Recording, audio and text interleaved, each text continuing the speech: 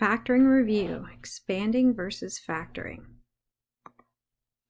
Start with a simple trinomial for this one. Remember, expanding is multiplying, factoring is dividing. Let's start with x plus 1 times x plus 2. To expand this out, we would FOIL or use binomial multiplication. Okay, so x by x is x squared. X times 2 is 2x. And we have 1x and 2. And then we combine our like terms in the center to give us 3x plus 2. So we have x squared plus 3x plus 2. And if you missed the last video, what we just did here is we took two dimensions, we multiplied them to give us the area. That's essentially what's happening. Factoring is taking the area and splitting it back up into its dimensions. Okay, so that's why when we go to factor a simple trinomial like this, we ask ourselves, what two numbers multiply to give us the end? Okay, we multiplied 1 by 2 to get that. And then we also ask ourselves, what two numbers add together to give us the middle? Okay, and this is where that's coming from. So that 1 and that 2, we did 1 times x and 2 times x, and we had to collect those to get the center number. That's why we add to find the middle. Okay,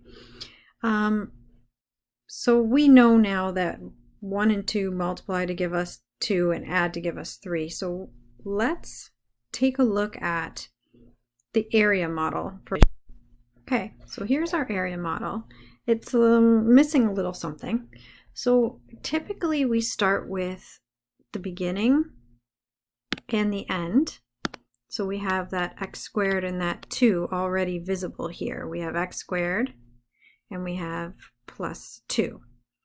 Now we are looking to see what are the dimensions that would give us this area model. Okay, so we can see that the length of x squared is x.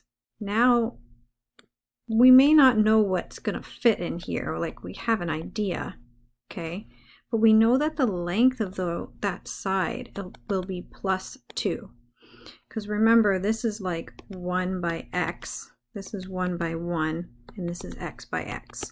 Okay, so we know this is x by 2, and then the other side is going to be x by, okay, well, we'll extend this over, x by 1. Okay, so this area is going to separate or factor into a length and a width. Okay, feel free to use these visuals for yourself. Draw it out if you have to. But when I was using the box method in class, this is where that's coming from. Okay, so maybe you can help yourself by tying those two things together.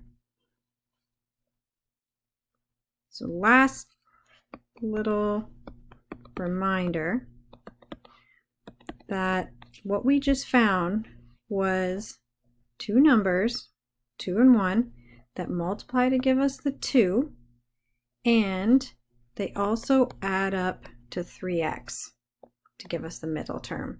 So you can use that idea, you can use visuals, whatever helps you factor, that's what you can use.